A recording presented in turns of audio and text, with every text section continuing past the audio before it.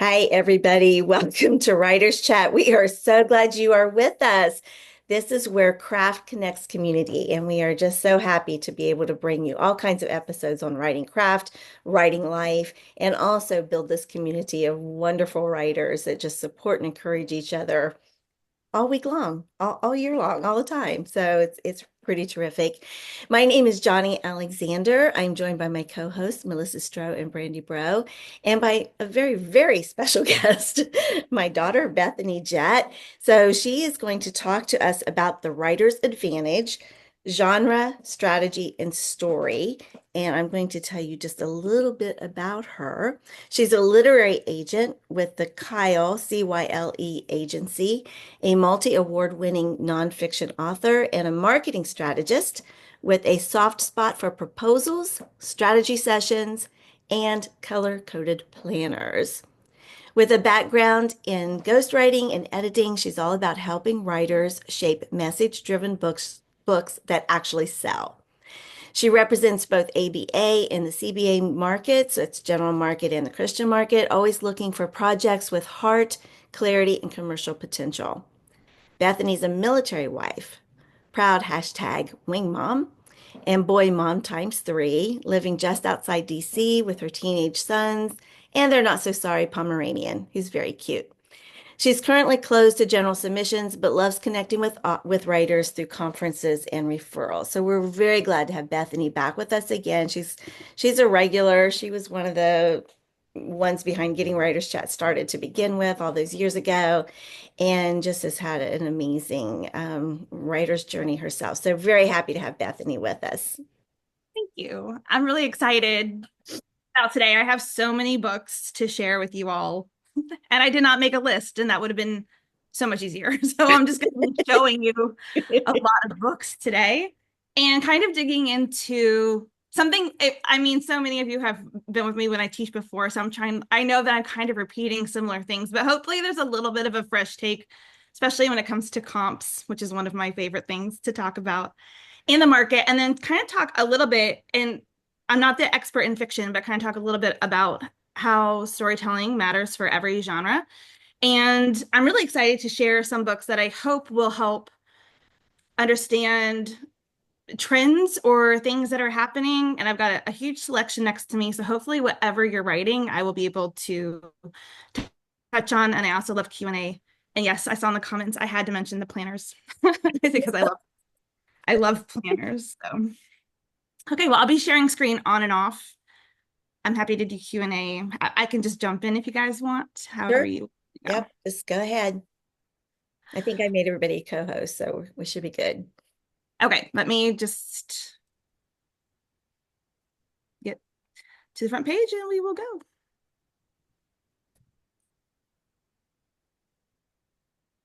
go. Catherine put in the comments hashtag Blab Star. So yeah, when we started, we were on Blab, and Zoom didn't exist yet. And that was a long time ago. It was a long time ago. Periscope days. Yes, it was the Periscope days. All right, just getting started. The big thing is you have to understand the market. And hopefully I'm going to give you some tips on how to understand the market because that's a very big concept. We could probably do like a whole week on just digging into the market. What is it and why does it matter? Feel free to take screenshots.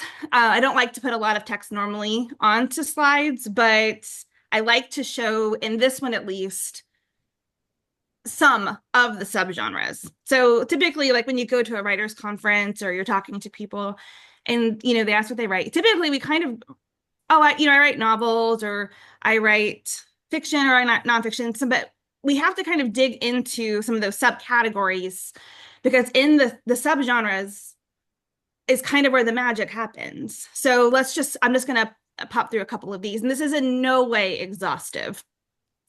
And this is kind of where I come from on the agenting side of things. My understanding of the market has differed a little bit now. So fiction, just very briefly, you have like commercial fiction, which is also often called genre fiction, versus upmarket. And so one thing that I see a lot when people query me is or when I'm doing a pitch appointment, is they will tell me that they're writing, a romance or a romantic suspense, but then they start telling me about the story, and it doesn't seem to be following the rules, quote unquote, the rules Mhm. for a romantic suspense. And it feels like it's very much focusing more on like the life or the characters of the story versus any kind of rule of the genre.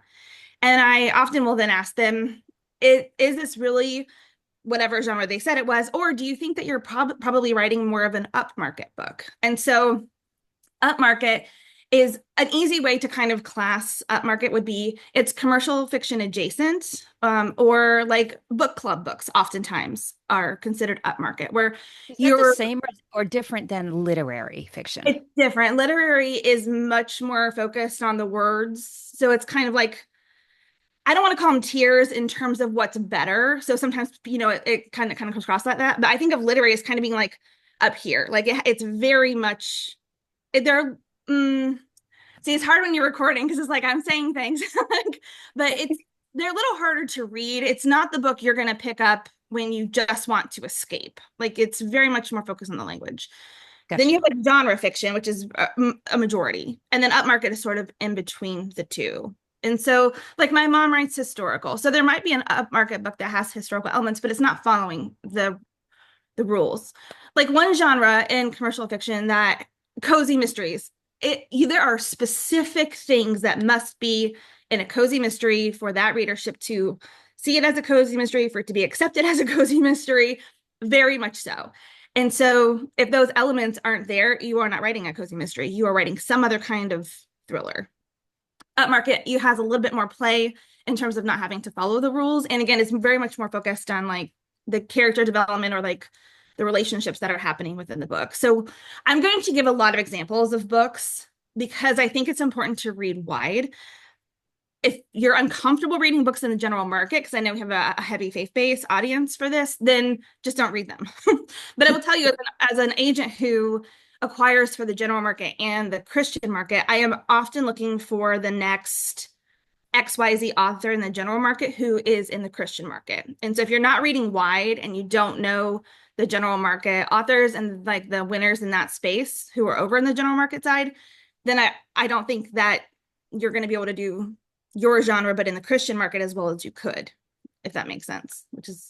So one book that I have to say is definitely general market, but The Paper Palace is an example of an upmarket book. It was a Reese's book club book, and I still think about that book, if that tells you anything, and I read it over a year ago.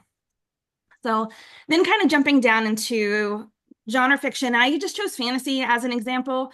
This underneath of that is just a tiny list of all the different kinds of fantasy there are. The reason it's important to understand what your subgenre is because there are different rules even within the subgenres.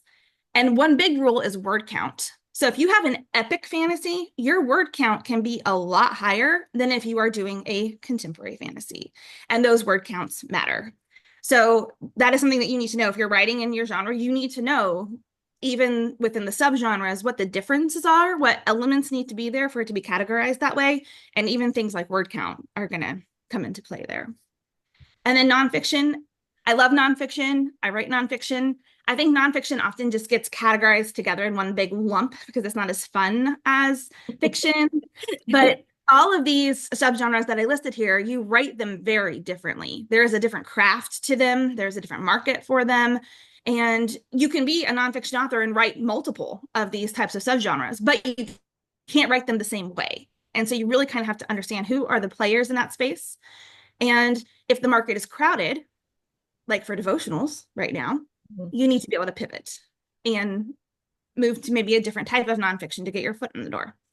And then picture books, which I say picture books chose me as an agent. I didn't know it was going to become half of my list and my probably most successful in terms of who I'm selling to. I'm very excited, and I've been studying so hard at the picture book market, and I'm excited to kind of share with you guys some of those things if you're looking into picture books. But there's differences even in the picture book market, and even to the point where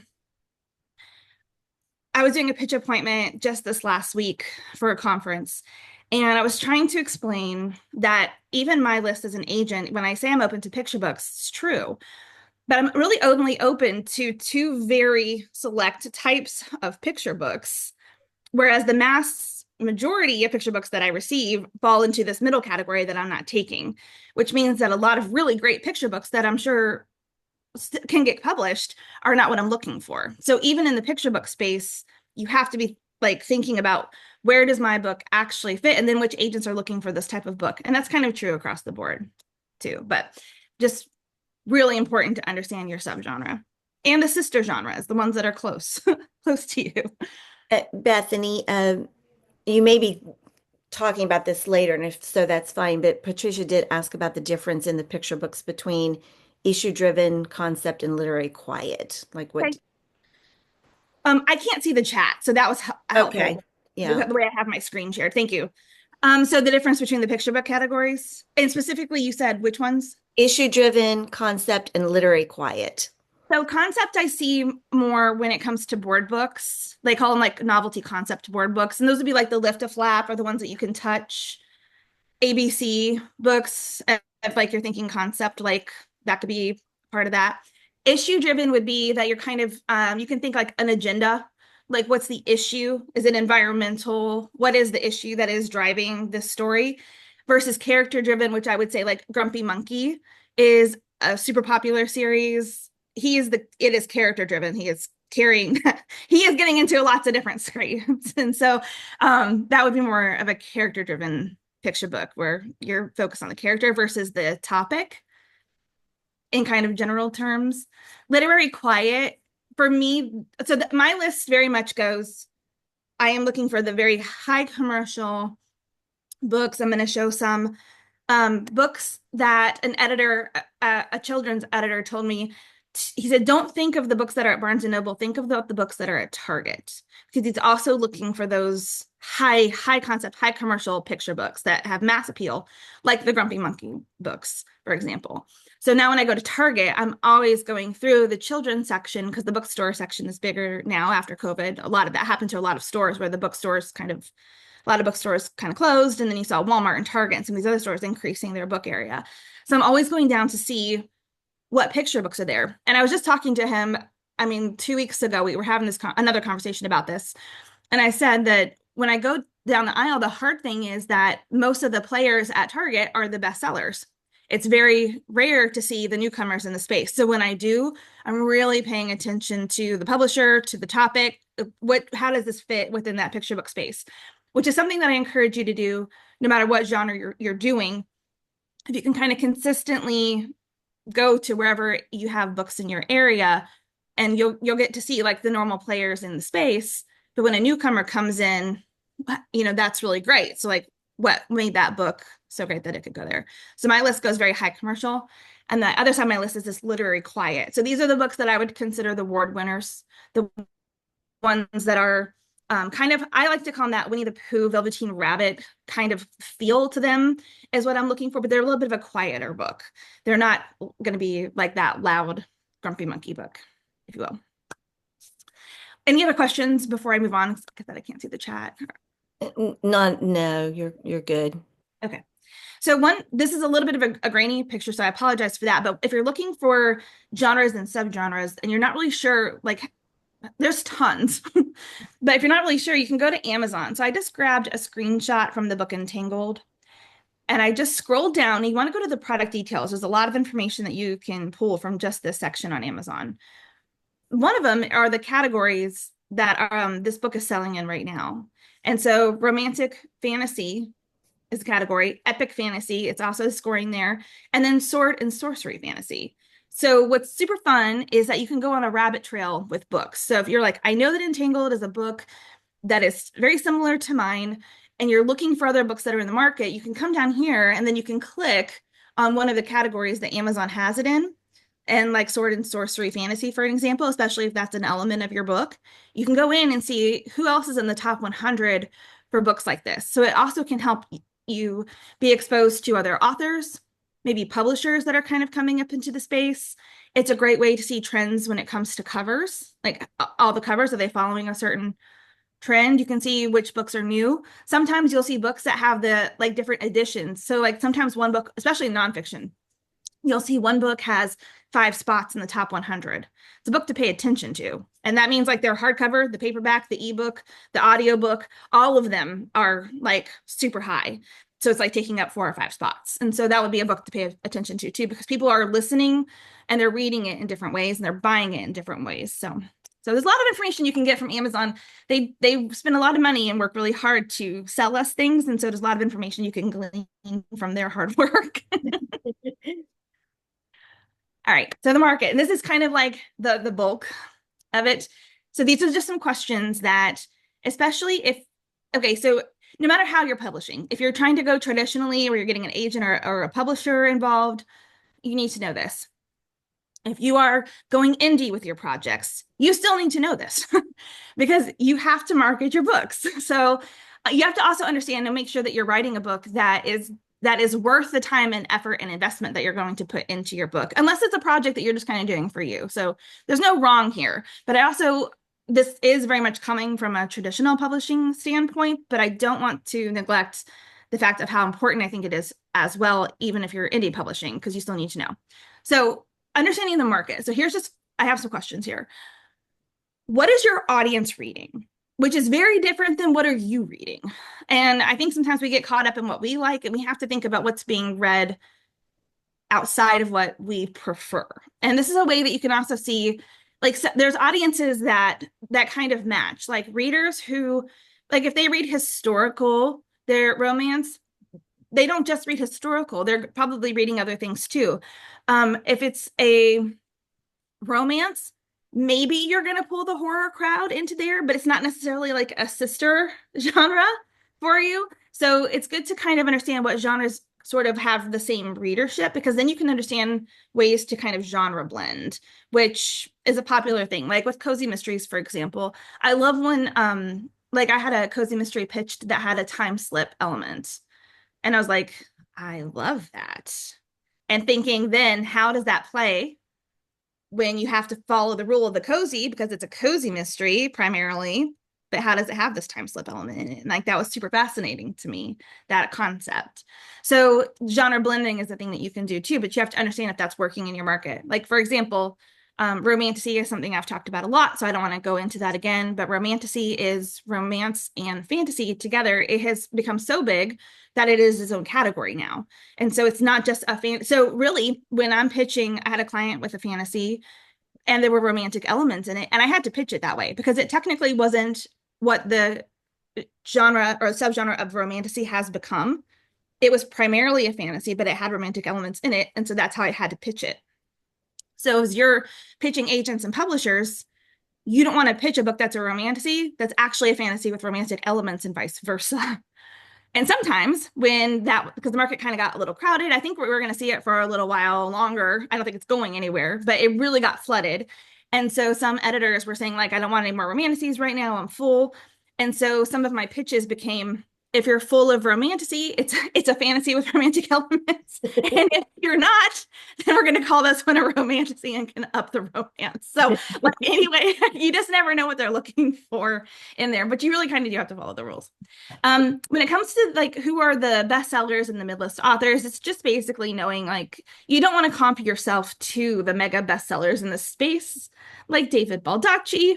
Maybe you are the next David Baldacci, but like, don't say that to an editor or publisher. Find the next person who's doing really well. They can still be a bestseller, but you don't need to go like there's bestsellers, and then you have like the mega bestsellers, and people comp themselves to the megas, and it's like, well, I don't know about that, but so comp us to the bestsellers.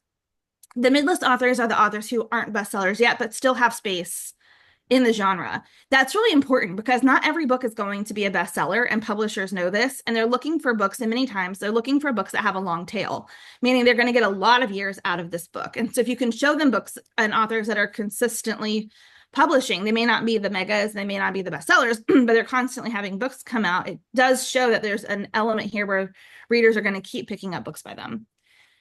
Another thing too is the publishers. It's really, really, really important to understand which publishers publish, because when I take a book out on submission, there's only so many publishers who publish that type of book.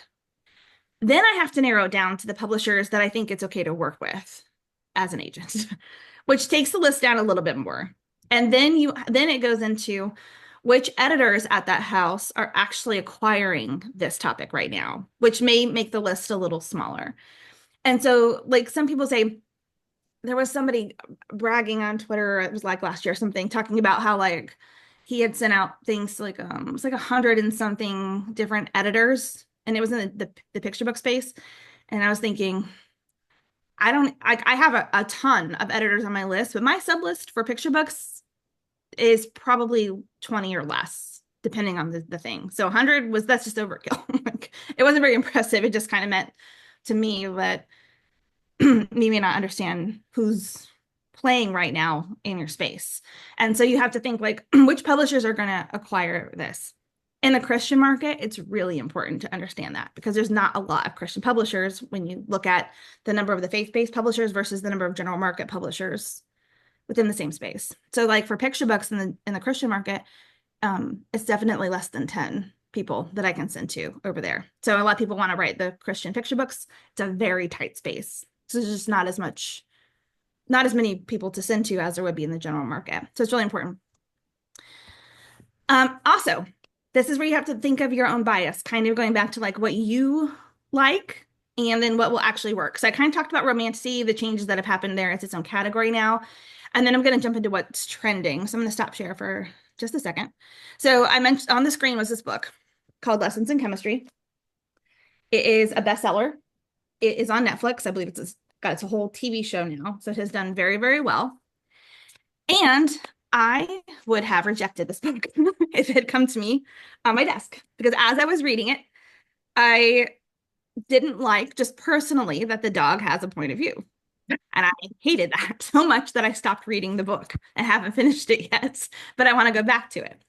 And as I was sitting here reading this and hating, just personally as a reader, hating this dog's point of view, I thought I would have rejected it based on that. And that would have been my reason. And yet, this book is a huge bestseller, made it to TV, which is what everybody wants.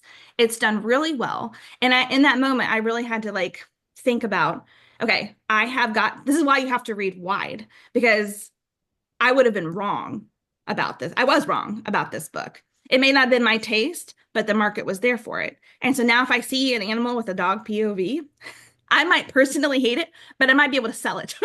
So, and that's my job as an agent, is to know that. And so I think as a reader, it was kind of a wake up call for me too, thinking, okay, this is why it's important to read wide so that you kind of understand what is happening within the space. I don't know, like, just let me know. Well, I was going to say, let's do a poll, but I don't know if we can do polls in here. Like, who else would have rejected based on the dog POV? I was wrong with it. So if we can say yes or no, at least, if you would have rejected the book based on a dog having a point of view.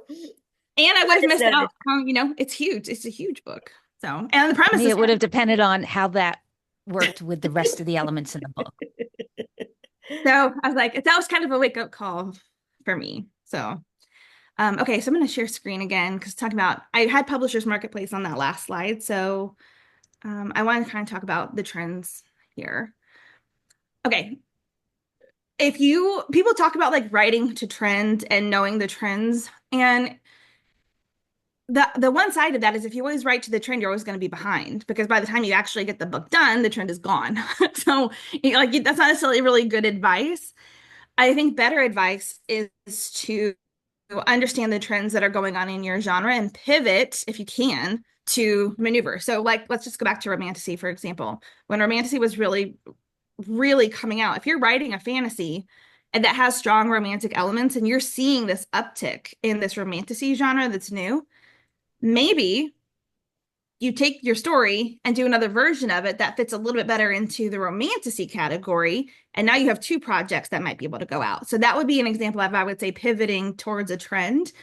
One that I haven't seen this get a lot of traction yet, but I have heard people talking about, like, will Thrillermance be the next romantasy? I don't know. I don't see a lot like publicly about that, but I've heard writers talk about it. So that would be a thriller with a romantic element, but more than romantic suspense. it would be very much how romance and fantasy have that equal play within the romantasy. It would be like that. So I'm not saying that's the next trend, but it is something that I'm paying attention to and listening for, just in case that's going to be the next thing. So this is Publishers Marketplace. This is something that anyone can have access to. I think it's $25 a month. So as an agent, it's extremely valuable to me. If you are very serious about, like, I need to know what is going on right now with my genre, and it's worth it to you to maybe for 1 month spend $25 so you have access to this, this may be a really great thing. So I went ahead and just did a search for a Bible study. And so what this does is this shows all the deal announcements that have that keyword, basically. But I can search for agents, I can search for editors, I can search for houses, keywords in here. And so these are the deal announcements that have taken place. It's going to show the date on here. But these books aren't going to be published for a while. Like even right here, this is for publication in 2026. This one is for later in the year of 2025. And these deal announcements happened in 2024. So there hasn't been another deal announcement with the keyword Bible study yet. And we're in May of 2025. The thing is that in the Christian market, not a lot of people put their deal announcements on here, which is really sad to me. So the general market very much uses this. The Christian market doesn't as much. So it doesn't mean there's not Bible studies coming out, but they're not posting them in here. So, but anyway, there's a lot of information that this can give you. It tells you when it's coming out. It tells you the house, which is clickable. So you can go click on them and then see what other projects that they have. The editor, this is something that I use a lot to see, like, when are what is this editor actually acquiring? And so I'll click on an editor, or I'll search for an editor, and I'll go back and I'll look through their recent deals to see if I can kind of get a feel for what they're actually buying versus what they're saying on their manuscript wish list, which is like, I'm looking for books like this. And then I go back and look and see what have they actually bought. And sometimes that steers, more often than not, it steers me away from the editor towards someone else because I think it's a match, my project for them. But then I look at their history of what they're actually buying, it doesn't seem to fit anymore. So it's been a really great way for me to see, with editors' history here. So there's really not a whole ton, but another thing with this is that it can help you learn to pitch. Because when you put a deal announcement in here, it's all fields, and then they populate this. So the title is here in all caps. And here is the pitch for this book: inviting readers to run into the pain, mess, and brokenness they avoid, and to experience the healing, hope, and transformation they long for. Lots of keywords in that description. And it's coming with a companion Bible study. So the Bible study is the companion piece. And so those are going together. So if you start, like, just as an example, if you're wanting to write a Bible study, but you're seeing that the Bible study is a companion to these other projects, then that may shift you a little bit to where maybe I need to be writing this book with a companion Bible study because that seems to be what's trending right now. Because these are the books that are going to be releasing in 25, 26, 27. So when other people are looking at bookstore shelves for the trend, that trend may have passed by the time the book hits the bookstore. This is saying this is what people are buying now or in 2024. So this one is, I did search for devotionals. So you can see, like, there's some more recent ones here. With the devotionals, it's important to see, are these people debut in devotional, or are they the sellers who have other books and now the publishers are going to them to write the devotionals, which is one reason why it's kind of a hard space right now. And you can also kind of get an idea for which publishers are actually taking them. So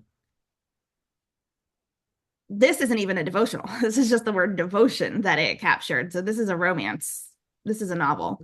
But Thomas Nelson has this, but this is a big name right here. He is the president of Dallas Theological Seminary, Dr. Mark Yarrow. This is big. This is a debut person coming in. Then when I search for devotional, I've got a romance here. Then we have the word devoted, devote, devotion. So even just scrolling down, we have to go all the way down here to find another devotion. And even that is a devotional guide to liberation. It's not necessarily, doesn't seem to be in the Christian market devotional. So it can be really, again, here's a 40-day devotional on Augustine's Confession. And this guy's already published as well. So it just can kind of give you an idea of where the market is. Like I said, the Christian market doesn't always put things in here. So it's not like always going to be super helpful. But you can also go to the publisher website. So Kriegel is super great. most publishers are going to have catalogs right on their homepage. So if you click on the catalog, what I suggest to do is go look at the current catalog. And if they have a new one coming out, they'll have it on here. And then kind of go back a little bit, open them all up, find your genre, subgenre, and look to see what they've been publishing maybe over the last 2 or 3 years. So you'll have to get a few of these catalogs open. See if you can spot trends. Are they only working with their bestsellers? How many debuts have come in? Are they even publishing what you're writing right now, or have they stopped doing that? Because if you look at just at their website, they could have books from a long time ago on that front page. So the front page of their website looks like they're taking what you write, but they may not be currently. So the catalog, if you don't want to do the publisher's marketplace, because you may not even find them in here, on publisher's marketplace, the catalog at least is going to tell you, it's going to give you a history, but it's also going to tell you what the next ones are. So this can be also very helpful to look at kind of what's trending as well. Okay, were there any questions that popped in before I jump back into the? Leslie asked, could the lack of what was published be because of what's been going on in our country? She heard even with movies, a lot more Christian movies are going to be released this year. So, could there be a trend, I guess, of more Christian books being released this year because of people are sort of turning that way now? There was a new conservative publisher opened up, and I can't remember their name at the moment. So we did see that, which was interesting. So you might see some more. I don't know. It's a slow business with books, though. I mean, it takes a year or more after acquisition for it to even get on the bookshelves. Yeah. Yeah. Okay. I'm looking through. I mean, we've had some comments about animal point of view and those kinds of things. Okay. Okay. So I'll just keep going. Okay, Melissa, and I don't know exactly how this fits with what you're talking about, but let me tell you what she said. Or Melissa, you can you can tell her what you said. You're right there. Get I back. can try. Hope I Try. don't cough in the mic. Um, let's see. I'm trying to think how the best to word it. You were talking about finding those complementary genres, the subgenres to the genre you write to see what other books your readers are reading. And so I was just curious if there were like some helpful techniques that we could learn to kind of suss that out to try to figure out what those genres are so we can better serve our readers in that way. I think an easy one would be Amazon. Like if you put some book titles in and then you scroll down and see it, Amazon will tell you what people have searched for and what people have bought.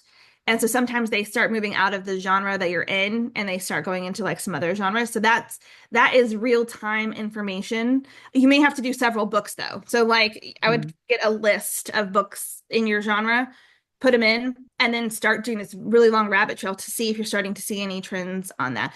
I think you can think about personal preference a little bit though too with it. So like people who like the thriller genre, they often like multiple elements of the thriller genre. So I love psychological thrillers, but I also love cozy mysteries. But I also like time travel and historical, but like not the sci-fi aspect of time travel, but like time slips going back. And so like those kinds of books kind of can marry a little bit together, if you will. Like a big example would be like Stephen King writing a picture book. Like, you know, it would sell because it's Stephen King, but like it's kind of a little bit of a different space. So I mean, here's the thing, anything I say, people are like, I know somebody or I like that, but I would not be gearing space opera or sci-fi or like epic fantasies towards somebody reading a cozy mystery. Like they may read across that, but it's a different audience in terms of like marketing. I wouldn't call them adjacent. Not that people don't read both, but they wouldn't be like sister genres. In my opinion, that is subjective across the board. There's no rule about that at all. Okay, Jocelyn asked for a young adult historical fiction. What are the traditional publishers looking for? Do you know the word count? And is it different between publishing houses? And Yeah, then the word count, go go ahead. ahead. The Go. word count's not going to differ between the publishing houses. It's always going to be a little bit of a range. I will say that I don't know which publishers are looking for that because I don't acquire that. But YA just is a tough space in general. I see a lot of editors looking for YA fantasy.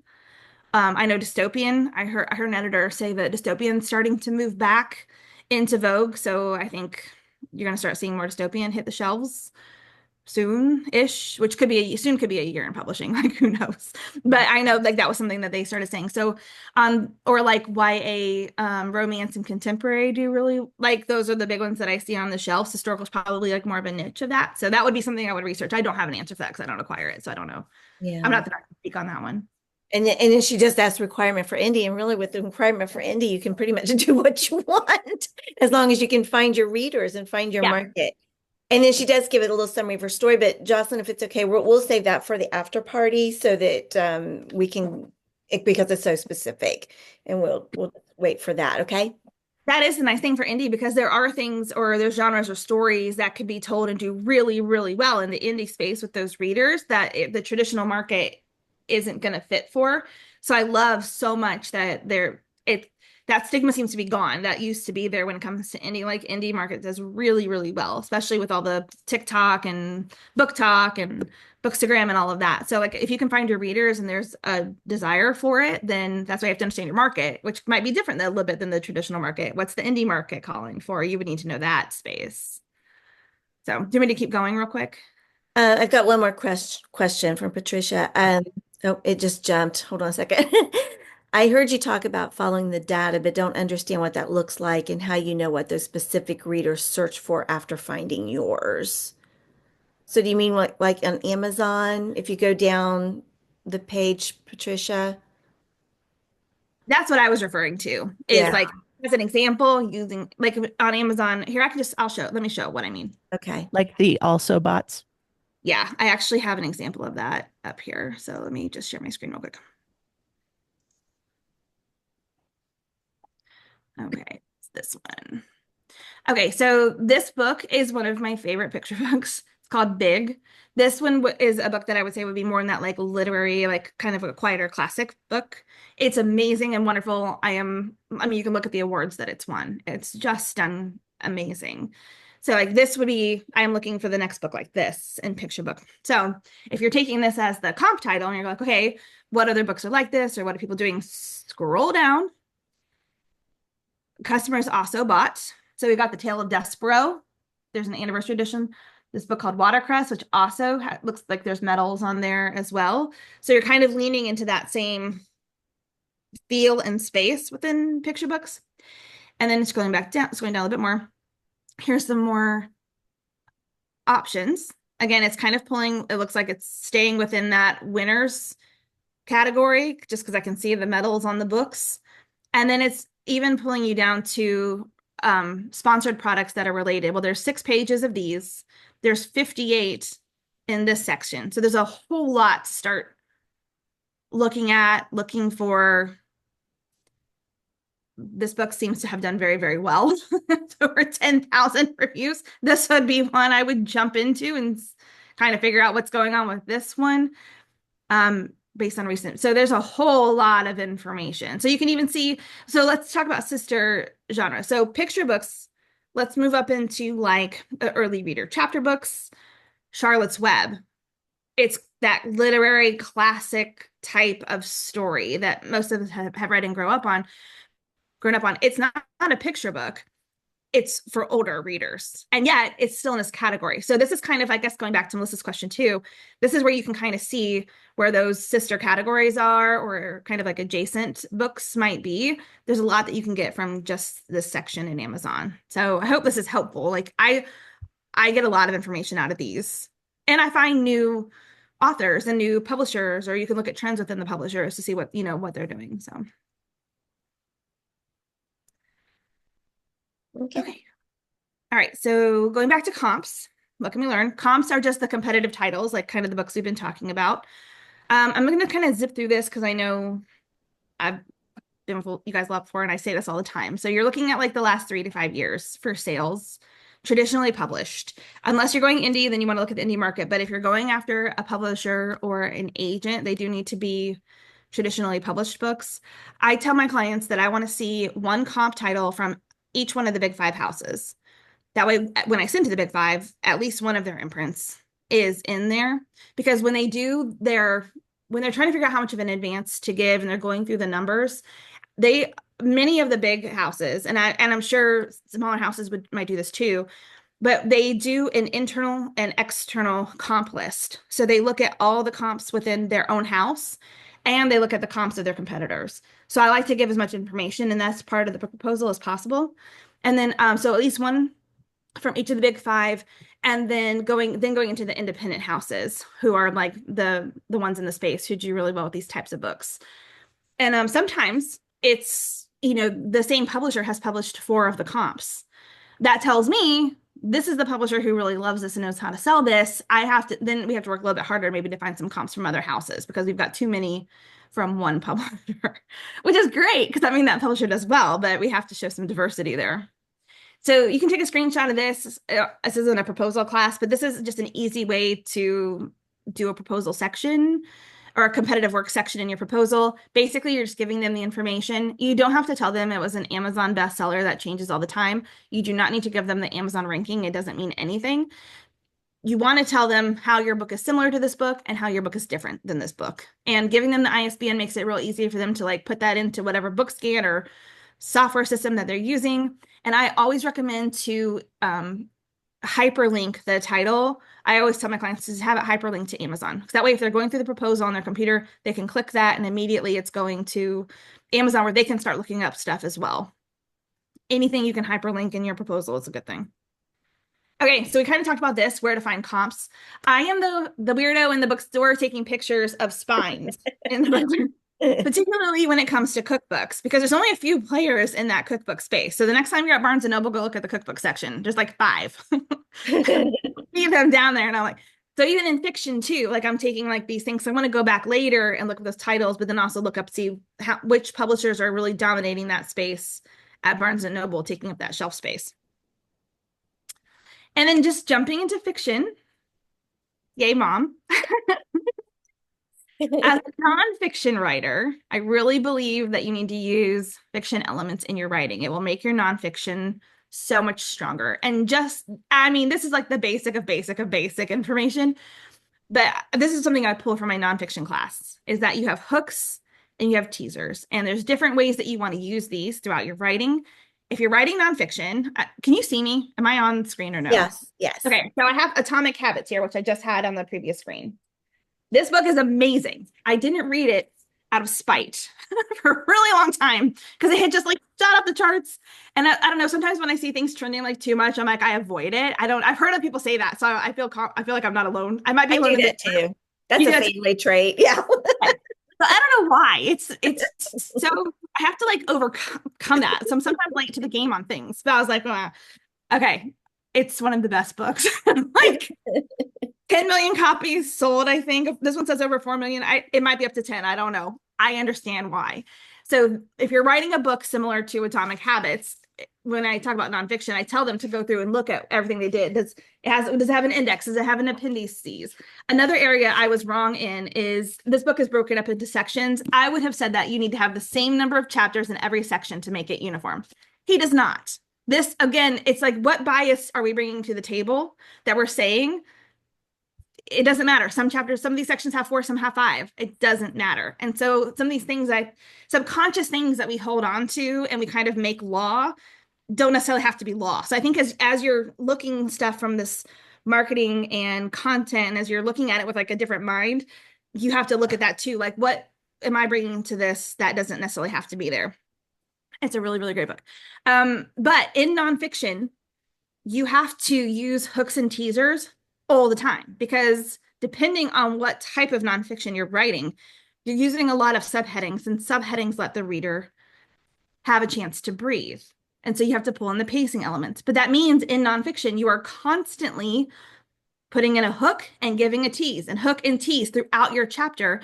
And depending on what type of nonfiction you're writing, you are doing that a lot, especially if it comes to business books where they're all like really short. Like if you've ever read like I think it's John Maxwell. He has a couple business books where it's like, there are like probably 7 or 8 subheadings on that page, because it's broken into these really bite-sized chunks where he's telling the story and giving this lesson in a very short amount of space. which makes sense for a leadership book. People can pick up, they can go in there and they can read these bite-sized chunks, so they can put the book down. In nonfiction, it's hard to get a reader to read from beginning to end. So you're constantly having to use storytelling to keep them going. In fiction, and this is a very general statement, but you don't want them to put the book down. You want them to be up at 3 a.m. reading, and you want them to keep going, and you don't want to give them a chance to breathe. So there's just elements that are taught in fiction that we need to pull over if you're a nonfiction writer. And so this is my last thing, because I know we can jump into Q&A, and I'm happy to stay after. I know we have the after party coming for Q&A, which I'm totally fine to do. But like, I think you have to read like a writer. And so that comes into annotating.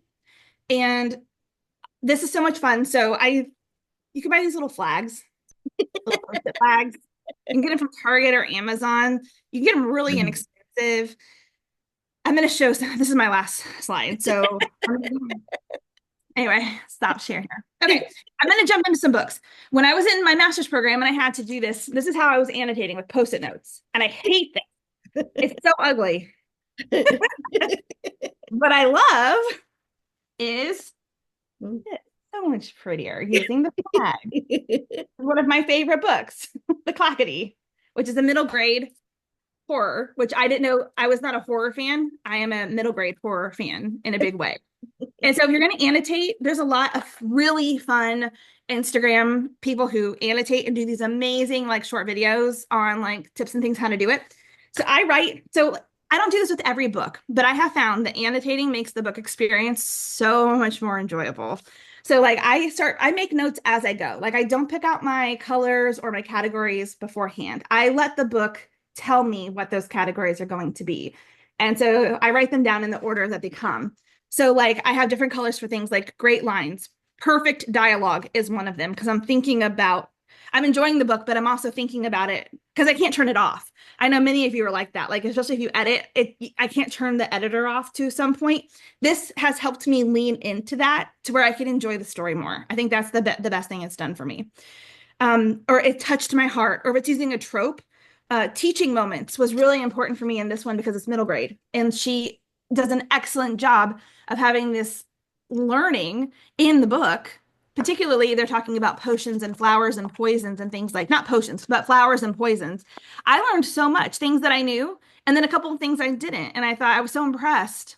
If you think about like, I just remember growing up, I read all the time, and people would say like, how do you know that? And I'm like, well, I read it, but I don't know where I read it because it was in a novel, and it wasn't the point. It wasn't a nonfiction book I picked up. It was in the fiction books where I was learning all of this. So if you write novels, you're researching, you're putting history, and people are learning throughout. I love this book so much. So this is so much better. Like this is fine, but this is super fun. And like I said, it really kind of helps you turn that off. So I have a bunch of books in front of me. So if you'll indulge me, I will talk about some of these books that I grabbed, and hopefully they will help. That'd be great. But I'm going to give one more reason to annotate is so people will not borrow your books, because Bethany said, Mom, you've got to read this book. You got to read this book. And I opened it up and there's all these Post-it flags on it. I'm not reading this copy of this book. So thanks, but no thanks. And I did read it later, but I read a copy from the library, I think. I don't want anyone to have this book. And then I look at it and it just gives me like the warm fuzzies, because it's like I look at here and it was a journey. This book was a journey, and I love it's one of my favorite books. So middle grade horror, this book. Okay, I'm gonna start at the baby bottom and work my way into adults. So, okay, I'm gonna be talking a little bit about trends with this as well.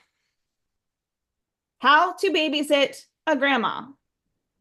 If you go to Target, the How to Babysit series is like always on the shelf. There's How to Babysit a Grandma, How to Babysit a Grandpa. I went to Barnes. Okay, here's something that I was talking with the editor about is board books. They are expensive to make. I have had 2 editors confirm that it's easier for them to take a great picture book and go down and move it into board book, because they know people are going to buy it, like me. I have to have the picture book and I have to have the board book of it.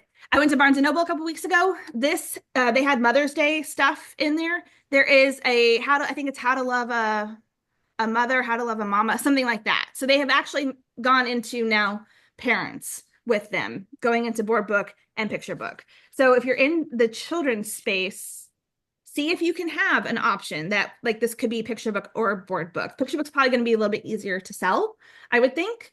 But this is a trend that they're doing with these bestsellers is pulling them down into here.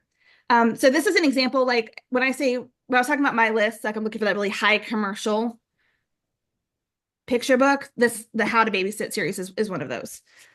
Another one, How to Catch a Unicorn, How to Catch a Dragon. Have you seen these at Target? Like there's How to Catch a Leprechaun, I think, for St. Patrick's Day. Like they're beautiful. And Sourcebooks does a really good job with it. So this also, I think, has gone down into board book as well. So examples of just really high commercial books.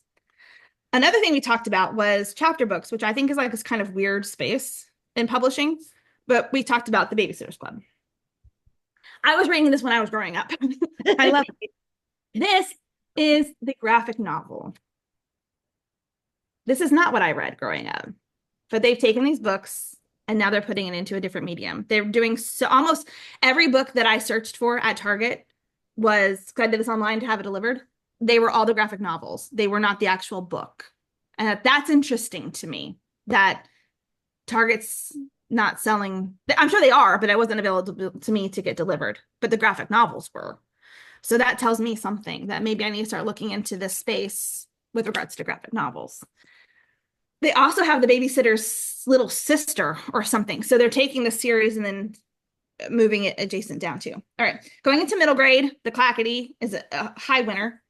City of Ghosts by B.E. Schwab. If you want to read a book that is literary-ish in middle grade, this is the book.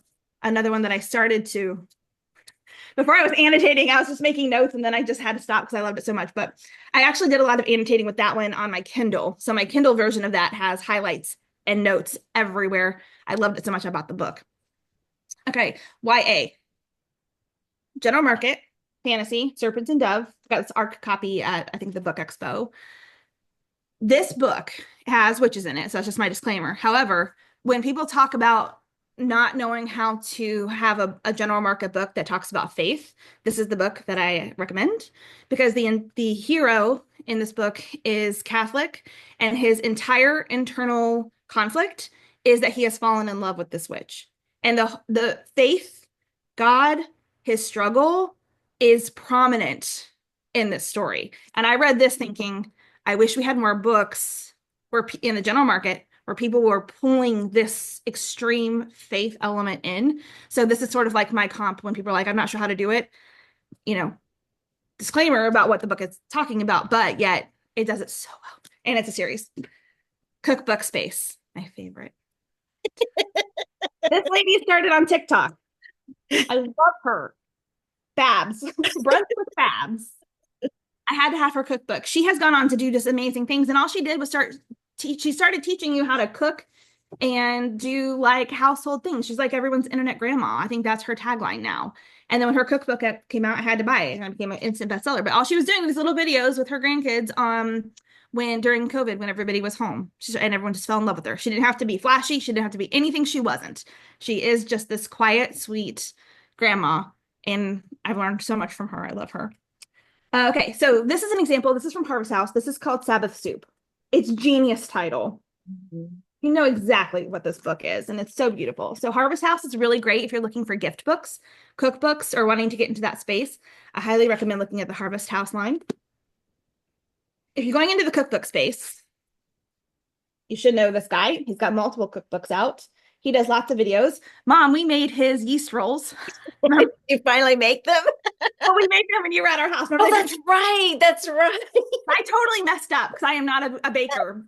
So, but I watch his YouTube more than I go to his cookbook. So for the yeast rolls, though, I completely messed up because I was trying to convert. I don't know what I was doing. But anyway. Well, the British measurements into English measurements did not go so well. So literally we're out here. No, they looked horrible, but they tasted all right. It did taste good. And I'm watching his YouTube videos. And so like I have a lot of people talking about cookbooks and I'm thinking Brunch with Babs, Josh Weissman, they're visually showing you how to do this and they tell part of how they grew their brand. So if you want to get into cookbooks, just start showing it. Okay. I talked about nonfiction. This is a fantastic book to look at. I talked about lessons in chemistry. Okay. So then I grabbed some books. I did it like literally today. I had the target order. It was almost all books.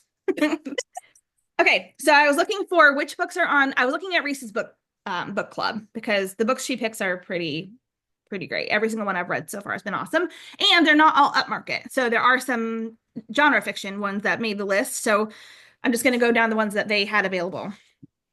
First Lie Wins is one. This one is not the one that was on the list right now, but it's the prequel. So this is a psychological thriller. So like this is one of the authors I have when I am acquiring books. Like when I'm looking for psychological thrillers, I'm looking for like or family domestic thrillers. I'm looking for like authors like her. So even in the thriller space, it breaks down into these subgenres. It's really important to know.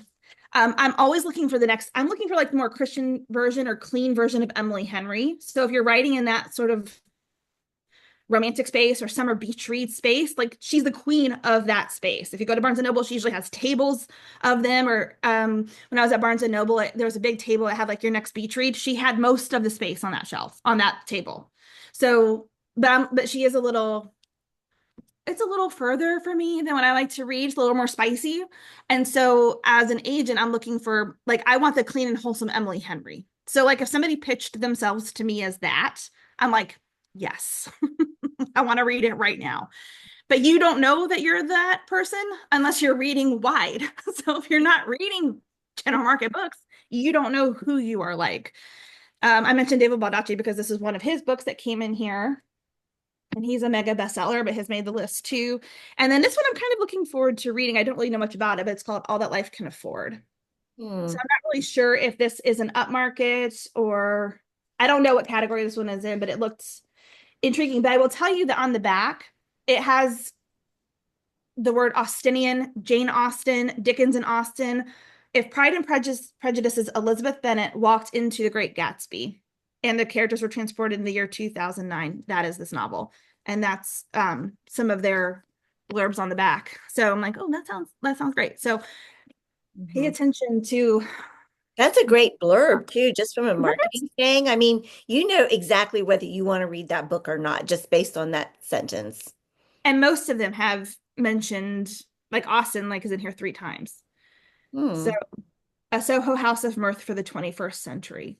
I mean, I'm like, hello, that sounds exactly like what I want to read. So anyway, so those are just some examples of books that as I was looking through and thinking of, and maybe talk a little bit about trends, but that is it. I hope that's helpful for you. Okay, well, I have one more question. This goes back to comp titles. Pam says it used to be we gave the synopsis of each book, but we told how our book was different at the top of the page. Um, can she get rid of the synopsis of, this is the basic question. Can she get rid of the synopses of all the comp books on our proposals? Does she need to put a synopsis in there for the comp? Every agent is different. So, I mean, there may be an agent out there who wants that. I don't want to know what the book's about. I want to know how yours is similar and how yours is different. That's all I care about. Like this book appeals to readers because of this. My book differs in this way. And like you don't it doesn't have to be exactly the same. It could be like I like to see in pitches, they'll say, it has the Edwardian themes of this mixed with the blank, blank, blank of this. And all of a sudden I'm like, so they're even pulling in themes from 2 different books and saying this is how mine compares. Now that would more be in like the pitch, like the query letter type of thing. But if they were going to comp to one of those books, they can say like, it has the sass of Bridgerton, but mine is set here. And that's how it's different. So the Bridgerton readers are going to want it because they love this, but here's the different spin I have on it. And if they're comping to one of the Bridgerton books. So just as an example. Okay. Okay. Well, why don't we, I think I am just going to close the recording, but then we will have the after party and you have more questions or comments and we'll do Jocelyn's example. Next week is our unofficial writers chat birthday. So last year we had quite a celebration. This year we're keeping it more low key. It's our 9th birthday, but we are going to be giving away a couple little gifts. So you want to be here, you have to be present to win. But what we're asking is we are going to have an open mic type episode and would like you to come and share how over the past 9 years or however long you've been involved as a writers chat member, things that might have helped you, episodes that you especially loved, guests that you especially love, anything that really did make a difference in your writing journey, something that you really just grabbed hold of, we'd love for you to share that with us. So that's what we're asking you to do next week, and we will just then, like I said, also have a couple of gifts for you too for some people. We're going to do a spinning. It's kind of going to be a random thing, so you'll see how it all works out next week. So if you are watching the replay, we do invite you to join us on Writers Chat any Tuesday morning, 11 o'clock Eastern, 10 o'clock Central. So, go around the world, find your time zone. And we invite you also to check out all of our Writers Chat episodes, over 300, on our own Writers Chat YouTube channel. So until next week, everybody, thank you so much for being here, and stick around for the after party. Bye-bye. All right.